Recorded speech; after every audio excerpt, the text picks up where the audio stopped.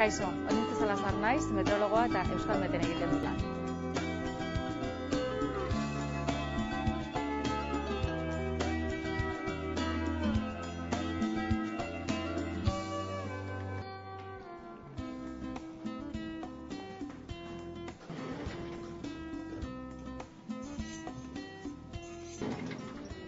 Meteorologia atmosfera aztertzen duen zientzia da, eta bai atmosfera eta baita bertan gertatzen diren fenomenoak. Eta meteorologo batek egia esan, alor askotan egin dezakela, badakit ezagunena iragarpenak egitea dela, baina noski iragarpen horiek egin ahal izateko atzetik lan handia dago, bai ikerkuntza mailan eta baita modelo horiek hobetzeko bide hortan, zenbakizko ereduak dira, zenbakizko modeloak eta hor jende asko, meteorologo asko ari da lanean. Horrez gain, ingurumen arloan ere badago lana, hau da kutsatzaileen dispertsioa aztertzeko, aireportuetan ere, navegazioan ere. Iragarpen mundu honetan, bai, garrantzia dauka gure aisialdia antolatzeko egiten ditugun iragarpen guzti hauek, baina benetan garrantzia dauka muturreko fenomenoak datoztenean aurreikuspen on bat egiteko. Eta gero horrek gizarteari ahalik eta kalte gutxien egiteko asmoarekin. Orduan, kasu horietan iragarpenak ondo egin behar dira, ondo zaindu behar da egoera, eta hor ere lan handia dago. Eta beraz, hor lortzen dana da, kalte materialak edo kalte pertsonalak ekiditu edo behintzat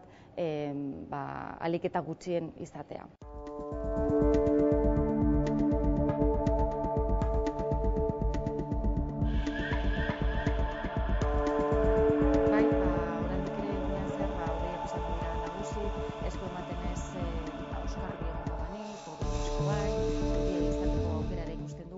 Alde batetik iruditzen zait, jendeak estimatzen duela guk emandako informazioa, eskatu egiten du egunero, gero eta gehiago, eta alde hortatik iruditzen zait, baloratua dagoela gure lana, baina bestalde badago beti jendea, nik uste dut ez jakintasunagatik esaten duena, kritika handiak botatzen dituenak eta uste duenak gure lanak edo ez duela balio edo gaizki egiten dugula lan. Eta orduan ez da nahastu behar. Iragarpen bat ona edo txarra izan, horrek ez du esan nahi guk lana ondo edo gaizki egiten dugun.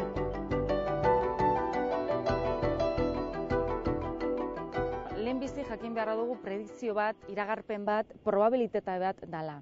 Meteorologiak, atmosferak kaosaren teoriari jarraitzen dio. Eta kaosaren teoriak dionez, ezin dira iragarpenak ehuneko fidagarritasunarekin egin, eta ezin dira egin gaur egun eta ezin izango dira egin. Lortzen ari garena urteen poderioz da, gero eta iragarpen hobeak egiten.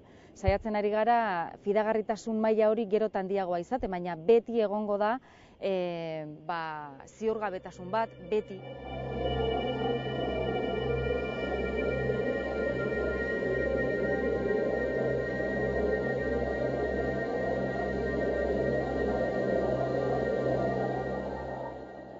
Nik fisika ikasi nuen, hasiera batean astrofisika gustatzen zitzaidan pilo bat, horregaitik ikasi nituen ikasketa horiek, baina gero bidean meteorologia ezagutu nuen eta gehiago gustatu zitzaidan, eta zen aireko edo atmosferako fisika ikasiko dut.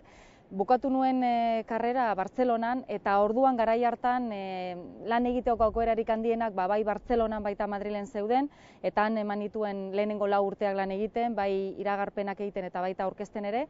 Eta gero Euskalmet sendotzen eta osatzen hasi zanean, deitu egin zidaten, eta ez nuen egia esan gehiegi pentsatu ere, eta etorri nintzen hona Euskal Herrira bueltan, eta ordutik Euskalmeten ari naiz lanean. Lan honetan ni sartu naiz nahi izan dudalako, egin izan ditut nahi izan ditudan ikasketak, eta egia esan lan egiteko orain bururatzen zaidan arlorik politena hauxe da, beraz oso gustora egiten dudan lana da, afizio puntu bat ere badago, pasio puntu bat ere badago, baina ez naiz internetera begiragotzen dan horietakoa egunero, ni oporretan nagoenean, badakit deskonektatzen. Hemen gelditzen baldin naiz oporretan zailagoa da guztiz deskonektatzea, izan ere eguraldia egunero aldatzen da zerbait da, baina badakit deskonektatzen eta beraz batez ere lanbide bat da, baina egia da oso gustora egiten dudan lanbide bat dela.